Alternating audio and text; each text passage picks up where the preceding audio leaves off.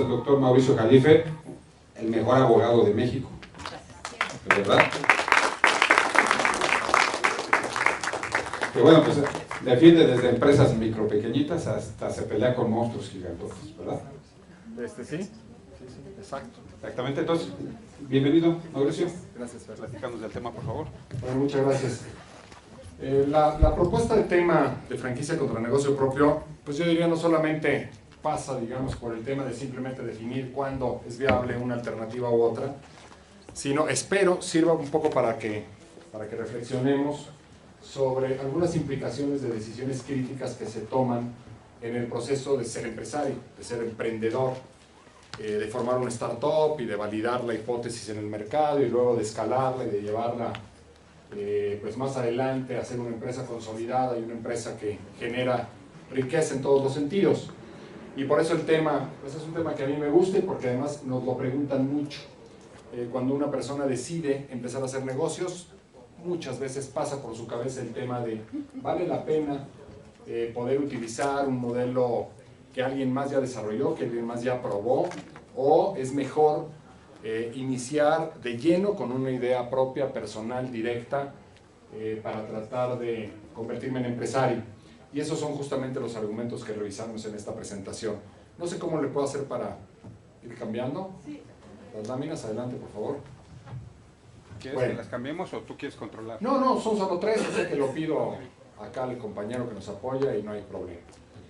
Bueno, aquí en esta lámina ya sabemos que una franquicia pues, esencialmente consiste en la posibilidad de que una empresa que ha logrado un modelo de negocio exitoso, que ha probado una fórmula de negocio, nos pueda trasladar esos beneficios en la forma de manuales, de estándares de operación, de experiencia, de asesoría y de marcas, obviamente. Nos permite ese empresario utilizar su imagen, nos permite utilizar su marca con objeto de que los consumidores sepan exactamente qué tipo de prestaciones estamos ofreciendo, cuál es nuestra oferta y nuestro valor empresarial de cara al mercado. Y consecuentemente, pues es digamos que una manera de tener un atajo para llegar a ese consumidor. No tenemos nosotros que correr el ejercicio completo de estar probando, sino que vamos a utilizar la fórmula que alguien más ya comprobó que puede funcionar. Y eso es lo que ha hecho que las franquicias sean exitosas. A mí no me deja de sorprender que a pesar de toda la problemática que implica muchas veces la operación de franquicias, a nosotros como abogados, créanme, nos toca ver problemas muy complicados de franquiciatarios que se acercan a nosotros en algún momento, muy seguido, a plantearnos que el franquiciante no les está cumpliendo, que no les está yendo bien, que están por cerrar el negocio, que gastaron cualquier cantidad de recursos en poder operar y que las cosas no están funcionando como se les prometió que iban a funcionar, que mejor lo hubieran intentado por su propio lado, etc. Pero a pesar de eso, resulta que cuando es la Feria de Franquicias de la Ciudad de México y en otras ciudades de la República, Monterrey, Guadalajara, ya empiezan a tener también este efecto. Van 50,000 personas a la feria y todo el mundo está buscando conceptos novedosos y todo el mundo está buscando juntar recursos para comprar una franquicia y al final, pues evidentemente que nos tenemos que preguntar por qué se da este fenómeno de esta manera tan exponencial en términos de quiero ser empresario, quiero tener libertad financiera, libertad patrimonial y entonces el hecho de poder tener una sucursal, vamos a decirlo así, de un negocio que es exitoso, pues resulta tan sugerente, tan convincente, tan atractivo. Y eso es justamente lo que trato de contestar en estos próximos minutos con objeto de que podamos tener elementos de juicio que también sirvan para cuando decidimos llevar un negocio adelante. Lo primero, en una franquicia, ¿qué tenemos frente a un negocio que nosotros decidimos llevar de manera independiente? En el caso de la franquicia estamos sometidos a estándares y eso tiene, como casi todos estos elementos, tiene sus partes buenas y malas. Yo les diría como primer consejo a quienes están pensando en adquirir en algún momento una franquicia, que tengan en mente una cuestión. Tenemos que suprimir de nuestra cabeza como empresarios la parte de la iniciativa personal. Y la realidad es que el franquiciatario, como parte de la cultura que debe adoptar, debe asumir que tiene que ser un buen operador, tiene que ser alguien que no esté cuestionando tanto lo que el franquiciante le diga y le dé, sino que simple y llanamente opere. Y eso a veces en la práctica profesional lo que nos toca observar es que hay muchos franquiciatarios que no entraron al negocio sabiendo exactamente a qué se metían, ¿no? Hay franquiciatarios que nos han dicho: oye, pues es que este cuate se la pasa todo el día diciéndome lo que tengo que hacer. Pues es que eso es precisamente una franquicia. Que te digan todo el maldito día lo que tienes que hacer. Esa es la virtud de una franquicia. Que no tienes que pensar mucho por ti mismo, sino que alguien que ya pasó por ese proceso y por ese camino nos diga exactamente qué tenemos que hacer. Eso es lo que esperamos que suceda. Así es que un primer tema es si esos estándares de operación estamos dispuestos a asumirlos y seguirlos, o vamos a nosotros tratar de improvisar y de implementar decisiones personales y propias, porque entonces probablemente la ruta que debamos seguir sea la de la independencia, la de nosotros diseñar y modelar nuestro propio negocio e irnos por esa ruta sin tener que estar sometido a las decisiones de otros. Bueno, el segundo, la parte virtuosa de esos estándares, ¿cuál es? Pues que está probado que funcionan, que no tenemos que estarle buscando la cuadratura al círculo. ¿Quién es un buen ejemplo de franquiciatario?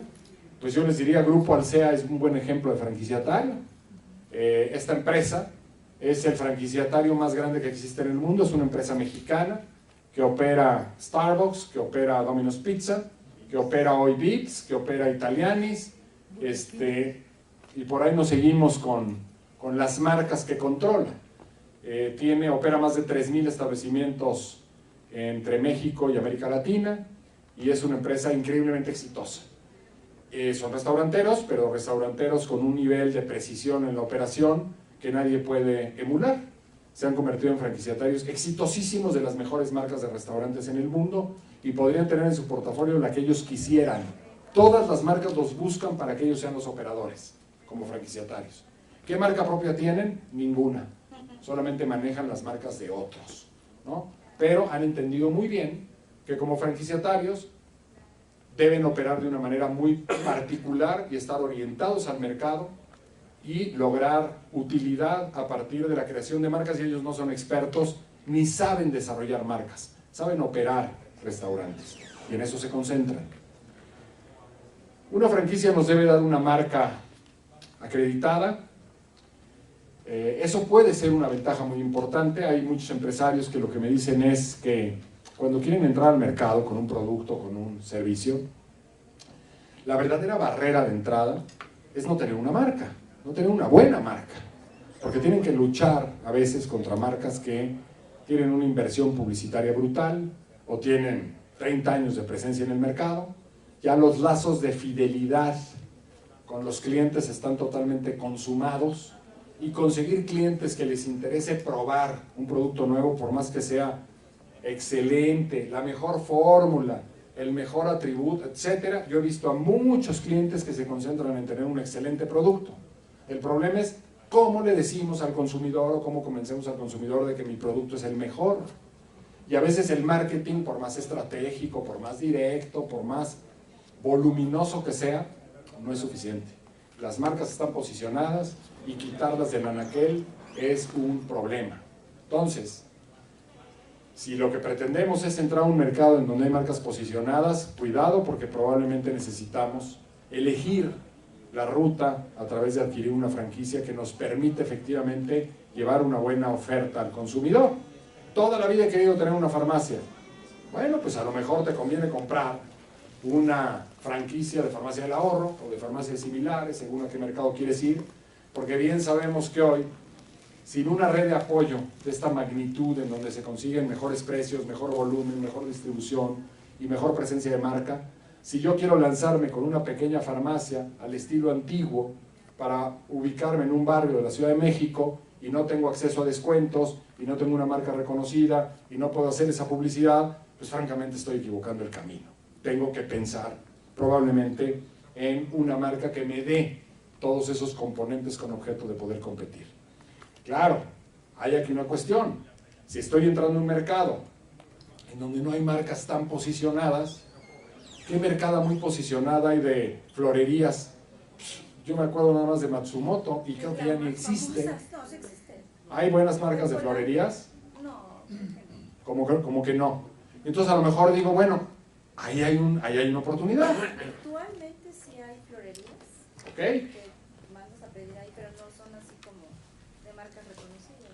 Bueno, pues entonces a lo mejor para montar una florería veo una buena oportunidad de empezar a tener un negocio y luego poner 2 o 3 o 4 en diferentes puntos de la ciudad, tengo un buen concepto y puedo empezar a acreditar una marca y desarrollarla y que esa marca va tomando valor con independencia del negocio, se convierte en una mercancía en sí misma. Bueno, entonces puede ser una estrategia muy interesante poder irme por la ruta de un negocio propio en donde no le tenga que estar pagando regalías a alguien por el uso de una marca para engrandecer esa marca y no la propia. Un tema a considerar. Obviamente el know-how probado por la franquicia, eso desde luego es uno de los grandes atributos, pero debe existir un know-how probado, real. Cuando analicemos una franquicia, por ahí tengo una lámina en donde, pues digamos que considero o contemplo 2 o 3 temas de qué debemos apreciar en una franquicia. Este es uno de los temas sensibles. Que la marca sea poderosa y que el know-how o la experiencia que me están transmitiendo realmente sea un buen know-how. Nos sucedió, les platico la experiencia con una franquicia de una tintorería, que pues la realidad es que no daban buen servicio a sus franquiciatarios.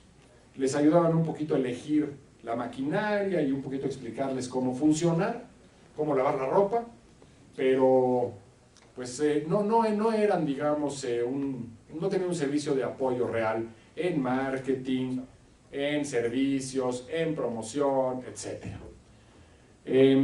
Cuando empezamos a analizar el tema, porque era casi inevitable que llegara al litigio, les pedimos que nos mostraran los manuales que les había entregado la franquicia de origen para ver qué tan bien hechos estaban o qué tan mal hechos, porque la entrega de manuales que reflejen este know-how es un punto esencial con objeto de que sepamos volar el avión. Si no nos dan un manual o un instructivo para sentarnos en el asiento del piloto y saber qué botones apretar, pues no podemos manejar el negocio. Bueno, en los manuales dice cómo, ¿no? Cuando empezamos a revisar los manuales, a mí me empezó a llamar la atención que tenían un lenguaje como español de España, ¿no? Como castizo. Y entonces nos pusimos a buscar y un cuate que es muy hábil en internet dijo, a ver, espérame tantito, y entonces se puso a ver cuál era la marca de las máquinas, entró a la página de internet del fabricante de las máquinas, y resulta que estos cuates de la franquicia lo que tenían como manual de operación era el manual de operaciones de la máquina que el proveedor de la máquina ponía a disposición en internet, tal cual. O sea, cero know-how. Era una verdadera burla, una tomada de pelo, evidentemente, ¿no? Eso pasa a veces. Cuando se adquiere una franquicia hay que valorar muy bien esos 2 elementos. ¿Qué me da la marca por la que estoy pagando?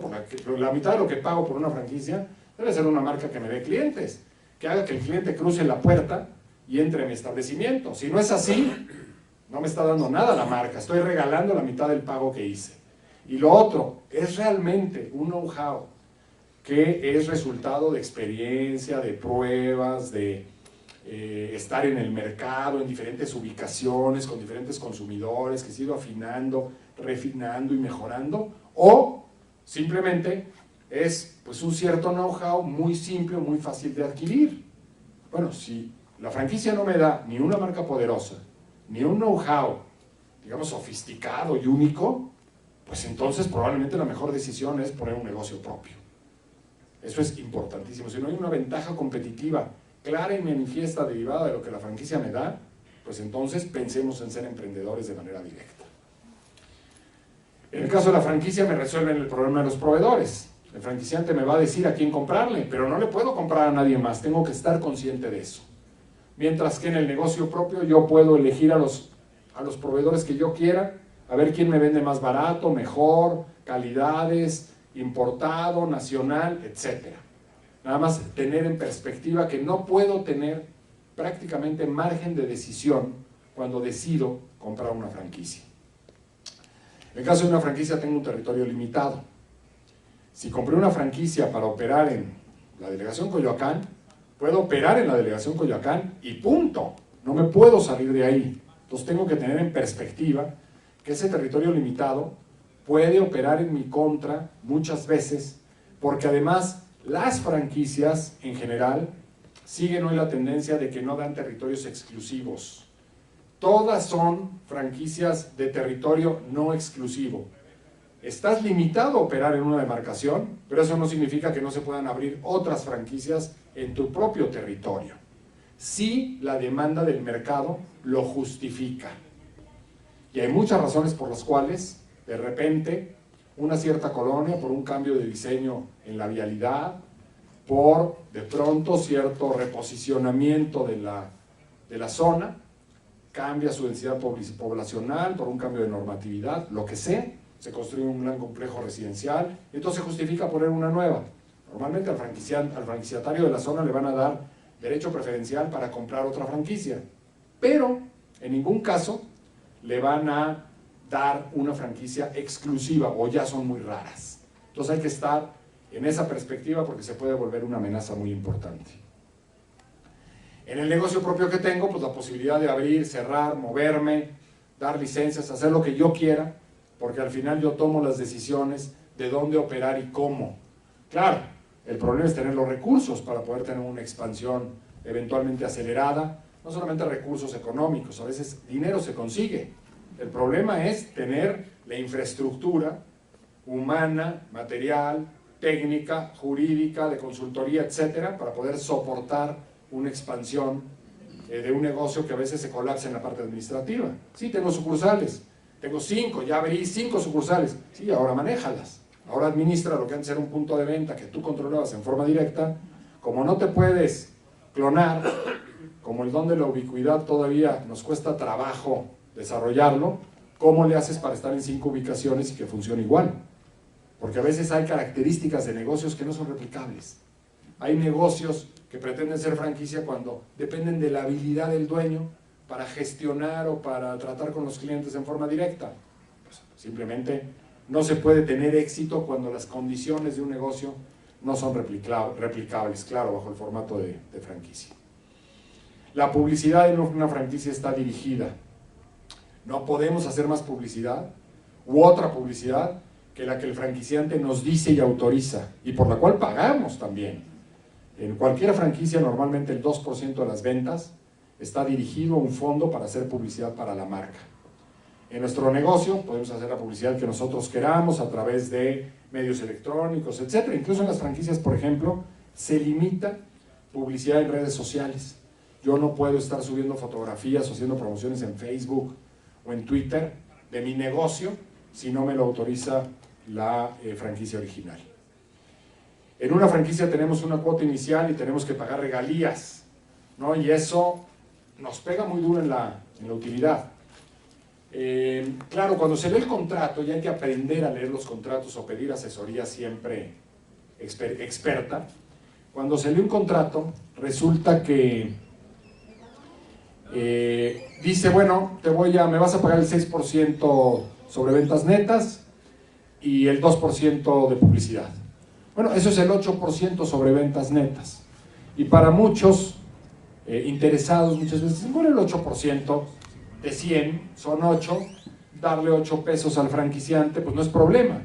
No es problema cuando tienes unas utilidades importantes.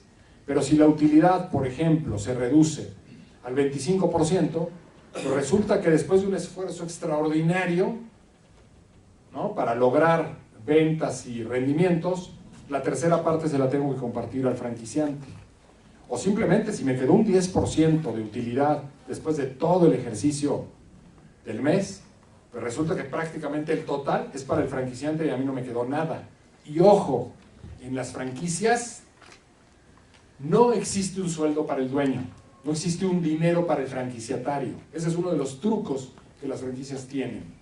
Están diseñadas para que el dueño trabaje en la franquicia de sol a sol o de foco a foco y no tiene nunca asignado un sueldo en la corrida financiera. La franquicia da por supuesto que ese franquiciatario va a estar trabajando intensivamente en el negocio como gerente, como administrador, como director o como todo, sin gozar un sueldo. Su ganancia es la utilidad remanente. De tal suerte que si al final quedó un 10%, la utilidad es para el franquiciante y yo no gané ni siquiera por un sueldo como trabajador. Por eso hay que hacer muy bien los números para estar ciertos de cómo nos va a ir con un negocio de este tipo.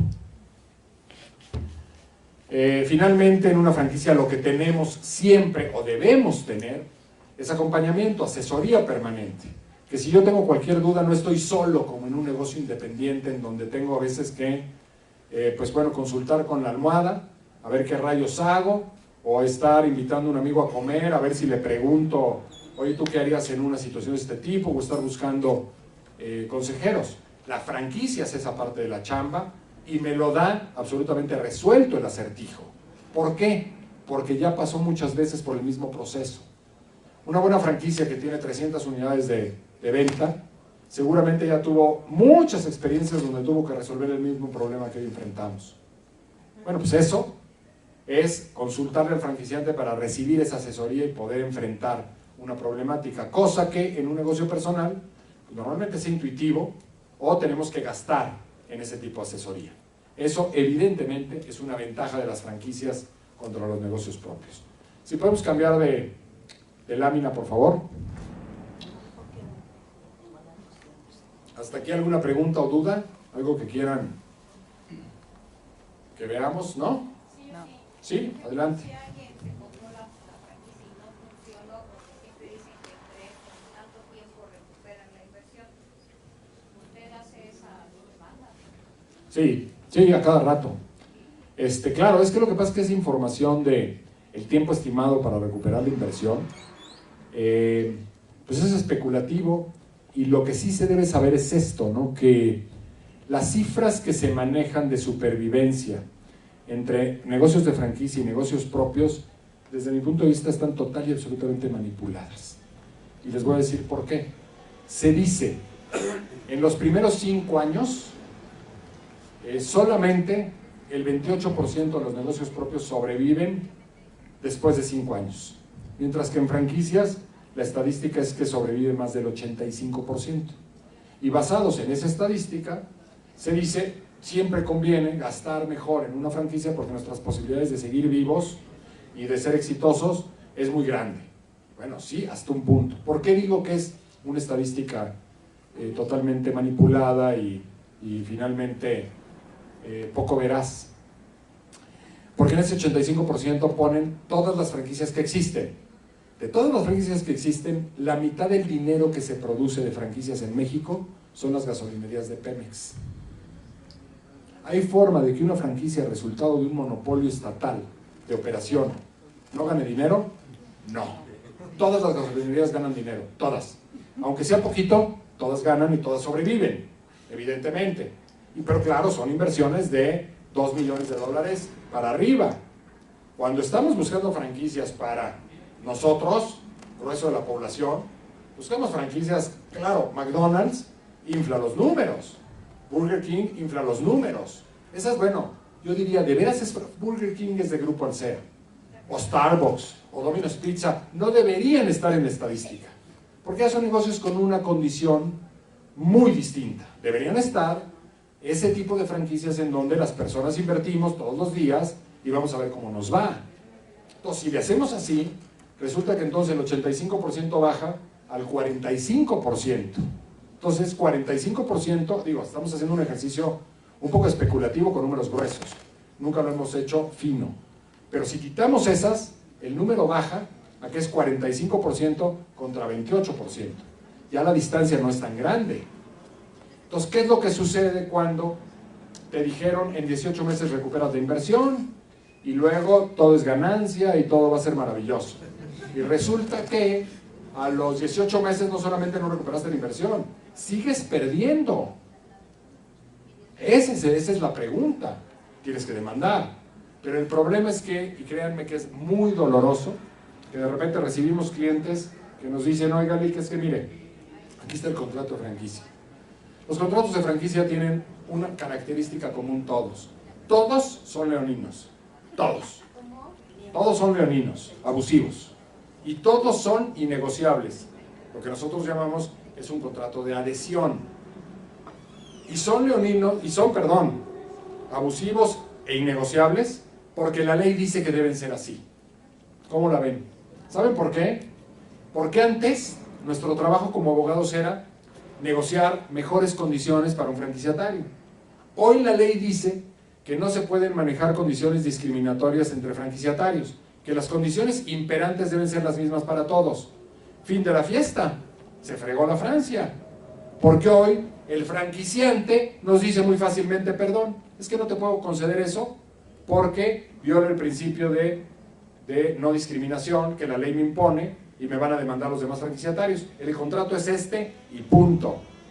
Entonces, ¿qué es lo que sucede a veces? Que empezamos a revisar el contrato y decimos en la torre, lo peor que le puede pasar a un franquiciatario es que le vaya a regular.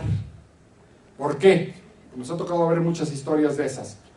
Oiga, Lic, llevo 2 años trabajando en el negocio, ahí la llevamos, ya nos empieza a dejar un poquito de dinero, pero el contrato es a 10 años. Ok, llevo 2. Estoy muy lejos de recuperar mi inversión, porque la idea era que estuviera ganando el 30% de utilidades. Estoy ganando el 5%. Con eso medio sobrevivo el negocio, o sea, ya pago gastos. Yo no gano un centavo, sí le pago al franquiciante. Y tengo que seguir esclavizado 8 años, porque el contrato tiene una pena convencional que me sanciona con $200,000 si cierro. Es un tema, es un problema, es un dilema. ¿Cómo le dices a una persona, oye, pues tienes que seguir chambeando, porque de lo contrario vas a perder todo? ¿O cómo traspasas el negocio a alguien más? ¿A quién le va a interesar comprar un negocio con esos números? A nadie. Entonces hay que empezar con una serie de situaciones a buscar razones por las cuales podamos salirnos del contrato alegando incumplimientos del franquiciante que probablemente no existen. Y el franquiciante, desde su posición, dice, yo he hecho todo lo que tenía que hacer para apoyarte, te doy asistencia técnica, te surto a tiempo, te hago supervisiones, te doy ideas de marketing, usas mi marca, etcétera, etcétera, hacemos publicidad en tu zona. Pero ¿saben qué pasa? Que no hay manera, no hay forma en este mundo de que alguien garantice que algún negocio va a ser exitoso. No hay forma. Hasta McDonald's ha cerrado tiendas en México. Burger King igual. Entonces, eso de que es que está garantizado, no, aquí no hay garantías de nada.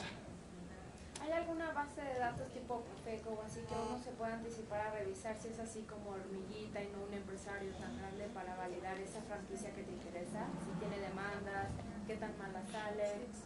Fíjate que lamentablemente no, y debería haberlo. Eso sería una excelente idea y lo hemos nosotros tratado de promover en la Asociación Mexicana de Franquicias, que lamentablemente, como es una organización de franquiciantes, pues resulta que no tienen información respecto del comportamiento errático de algunas franquicias. Entonces no te queda más que recurrir a internet, a los foros abiertos y empezar a buscar opiniones y demás para tratar de saber qué está pasando con alguna franquicia. Claro, con sus asegúnes, porque bueno, no necesariamente las opiniones que ahí se vierten son siempre ciertas, pero es un indicativo de cómo puede andar una franquicia. Porque a veces hay excelentes conceptos, pero también hay que tener mucho cuidado con los franquiciatarios maestros. Hay franquicias extranjeras que son muy buenas. El caso de Jumping Clay. Es una franquicia coreana, súper exitosa a nivel mundial, que consiste en una especie como de pequeña academia para que los niños aprendan a hacer esculturas con un tipo de plastilina muy especial, que está patentada por los coreanos, que se le echa después un spray y queda rígida. Padrísimo, súper exitosa en el mundo. Los niños les encanta ese concepto. No tienes que pagar local, lo puedes montar simplemente en unas mesitas en un centro comercial o en una escuela, etc. Todo muy bien. Lamentablemente en México el franquiciatario maestro necesitaba dinero y mantenía pues muy raquítica la operación, no compraba producto a tiempo, no lo entregaba a los franquiciatarios, no los capacitaba, no innovaba nuevas figuras, etcétera, etcétera, etcétera. Todas las franquicias fracasaron.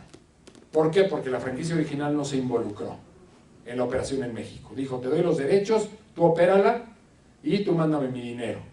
Y se colapsó todo el proyecto siendo una excelente franquicia. Entonces de repente pues sí hay que hacer búsquedas acuciosas, tratar de verificar qué está pasando y les voy a dar una regla de oro para que juzguen una franquicia. Para saber si vale la pena o no comprar una franquicia, no le pregunten nada más al novio, que es con el que se quieren eventualmente juntar. Pregúntenle a las exnovias o a las exesposas, que son los franquiciatarios que están operando o los que ya cerraron. Eso sí les van a dar información valiosa de cómo funciona. Totalmente, porque si van con el dueño de la franquicia, les va a decir, no, bueno, la magia que la franquicia es, ¿no? Está bien, ese es su trabajo, pero la realidad hay que verla en el mercado, ir a entrevistar a los franquiciatarios, ir a hablar con ellos, con los actuales, qué problemas tienes, cómo te va, cómo te tratan, qué está pasando, etcétera, etcétera, etcétera. Y eso sí regresa mucha información valiosa para hacer un buen análisis, ¿no? Una pregunta, ¿y qué pasa cuando se cumplen los 10 años? Lo que pasa cuando se cumplen los 10 años es que tienes que volver a pagar la franquicia, volver a pagar la cuota inicial. Algunas establecen un sistema de puntos. A lo largo de tu desempeño como franquiciatario te van a ir calificando cada mes, y eso de un promedio por año. Y ese promedio, al final, te van a decir, esas son las franquicias modernas y buenas. Si sacaste más de 8, te hago un 40% de descuento de tu cuota para el nuevo contrato. Si sacaste más de 9, te descuento el 70%.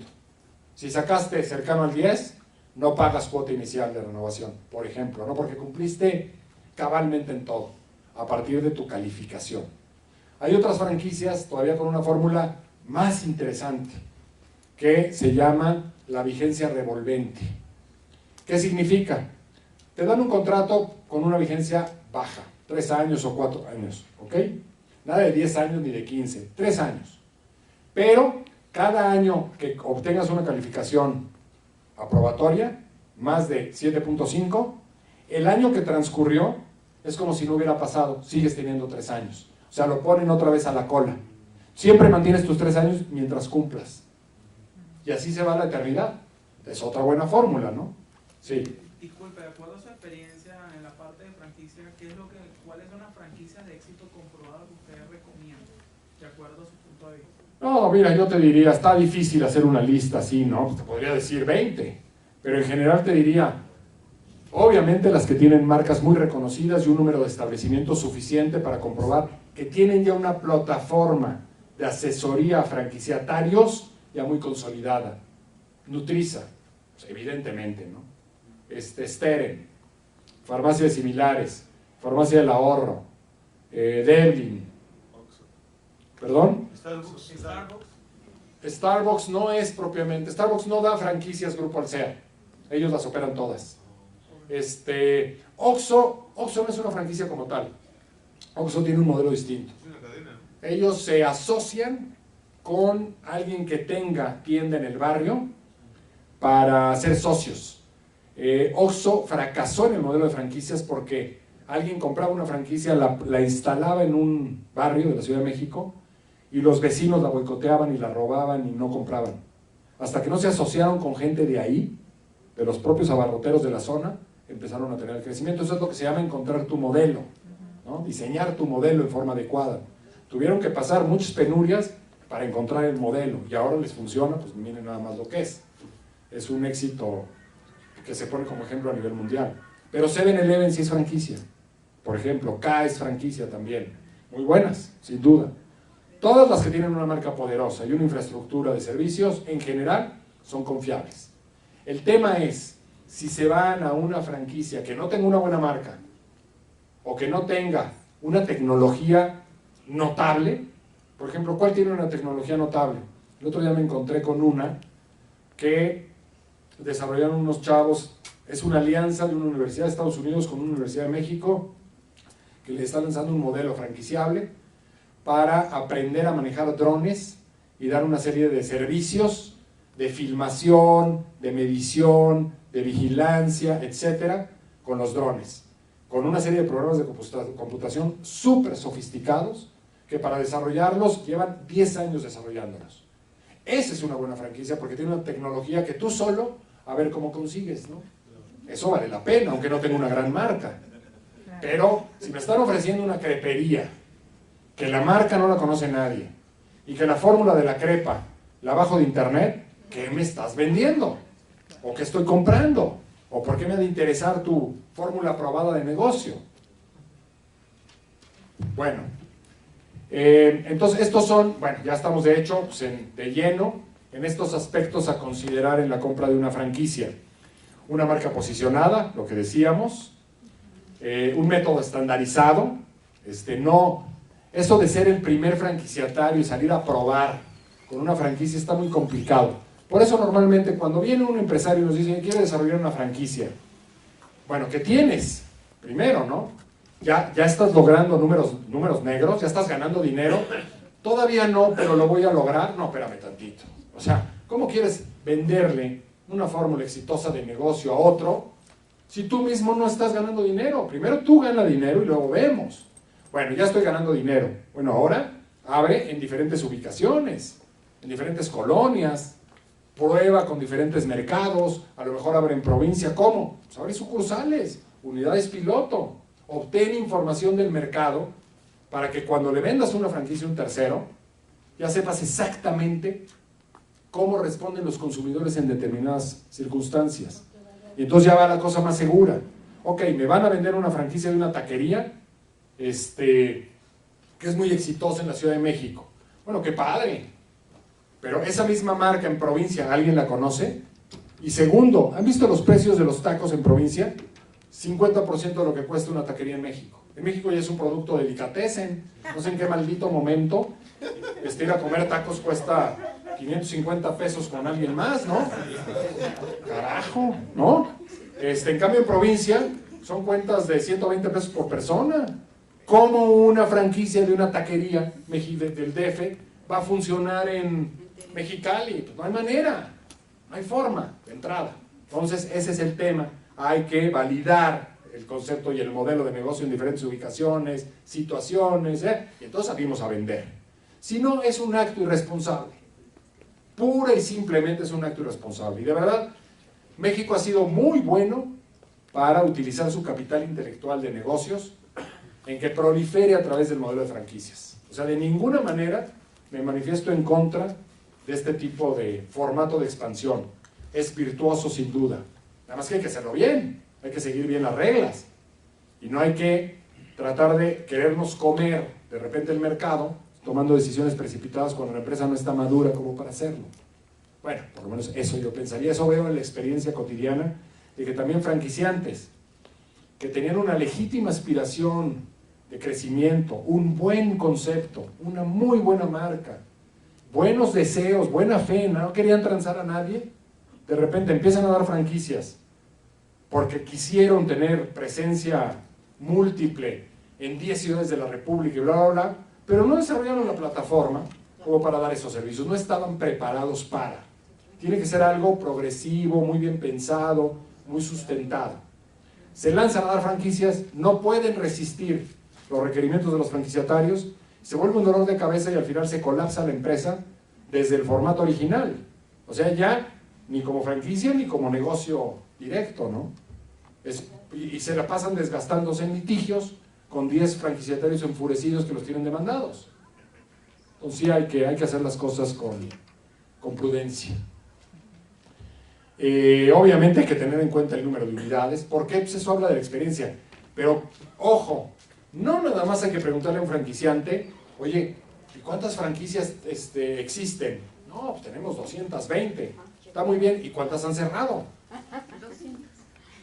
¿O cuántas se han traspasado porque no daban? Ese es un número muy importante que se debe conocer. Entonces hay que hacer las preguntas correctas, ¿no? ¿Cuántos años de experiencia tiene la empresa operando franquicias? ¿Cómo realiza la supervisión y la asistencia técnica?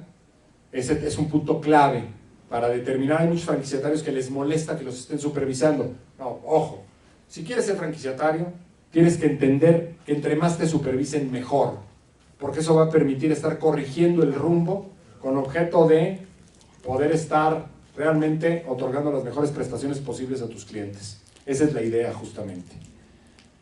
¿Cuál es el nivel de innovación? Por ejemplo, Steren.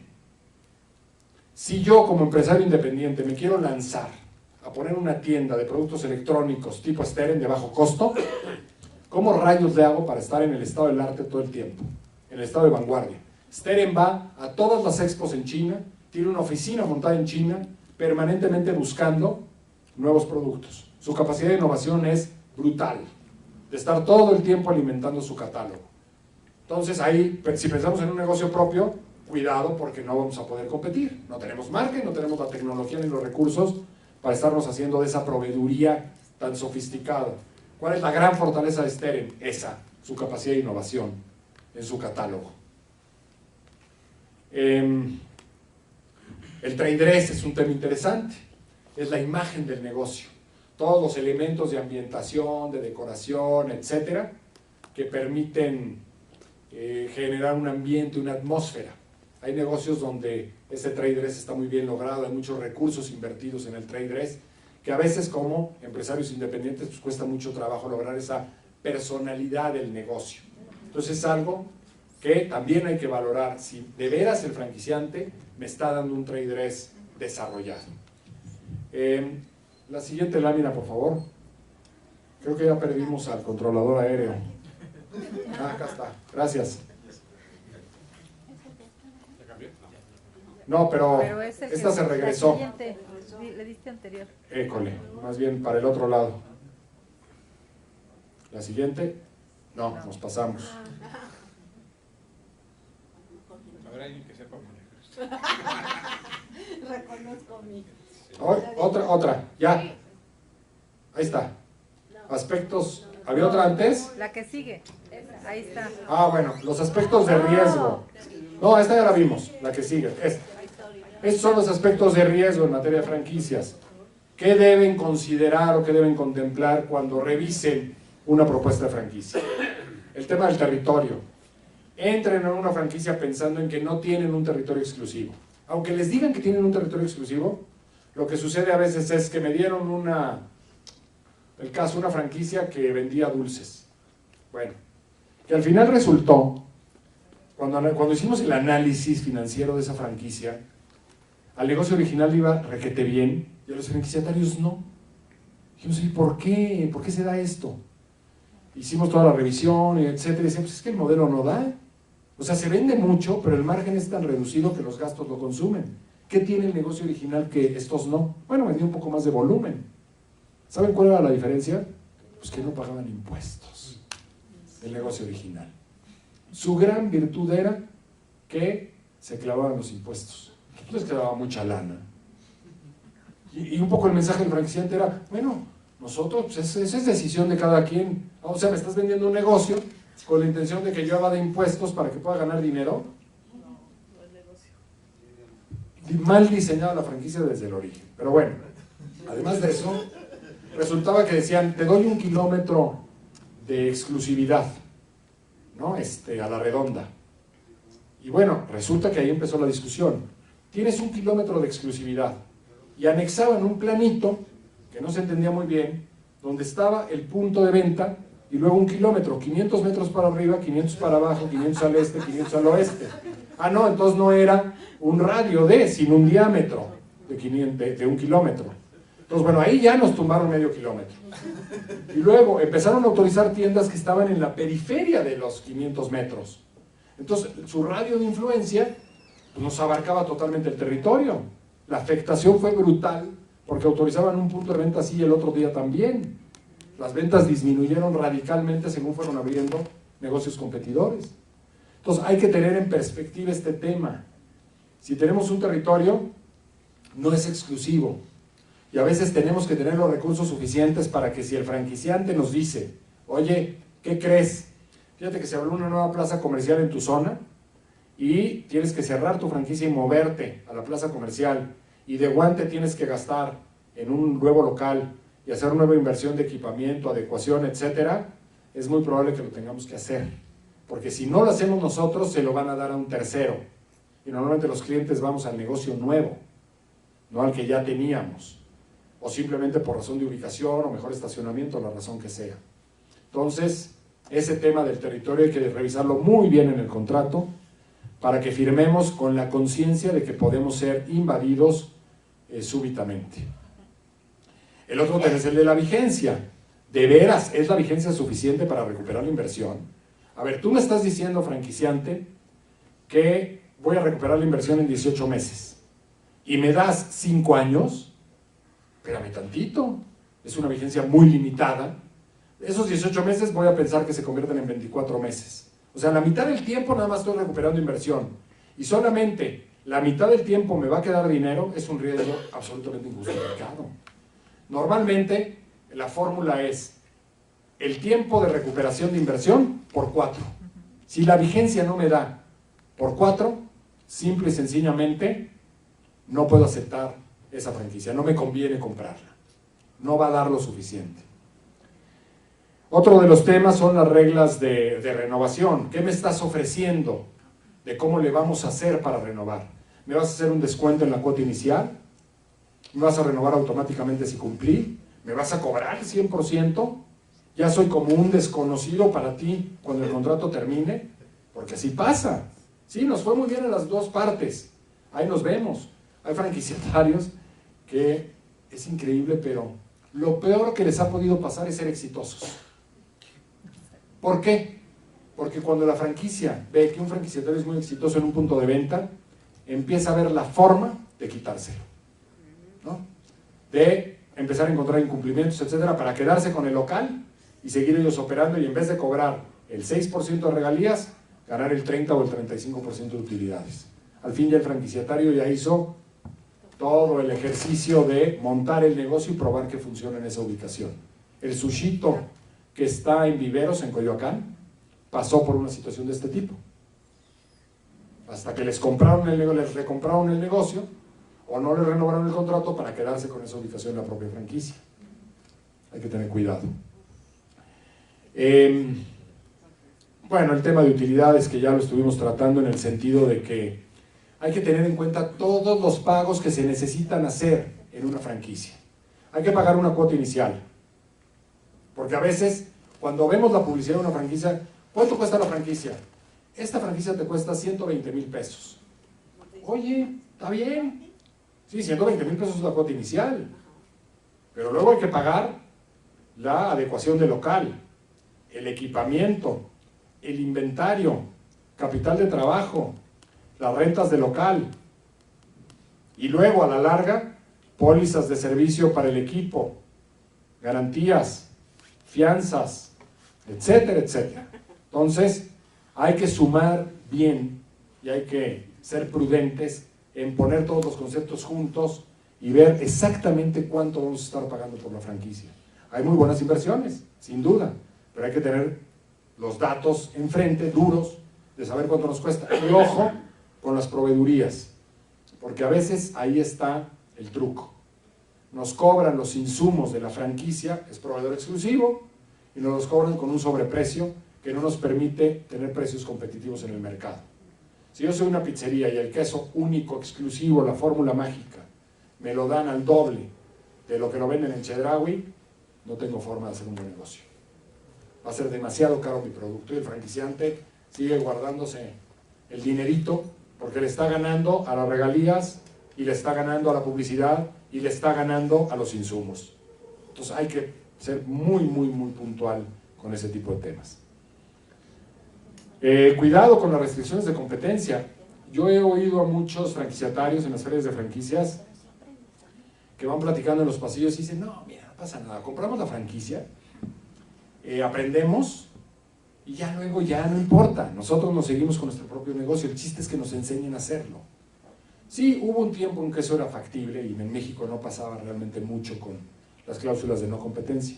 Hoy son cláusulas muy efectivas, que se puede exigir el cumplimiento, ya hay resoluciones de jueces que lo confirman y hay que tener absoluto cuidado con el tema de competencia y de secretos industriales.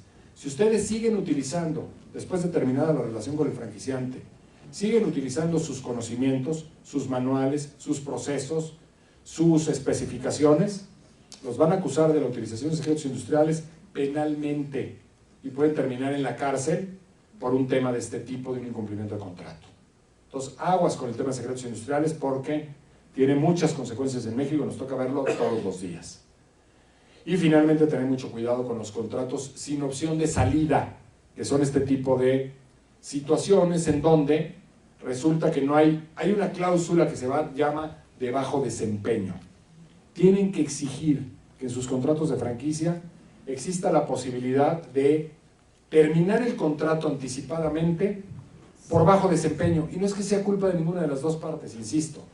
Simplemente el negocio no da. ¿Por qué? Por los malditos caprichos del mercado, que de repente no permiten que un negocio prospere, por más que el franquiciante y el franquiciatario hagan su mejor esfuerzo y cumplan con todo.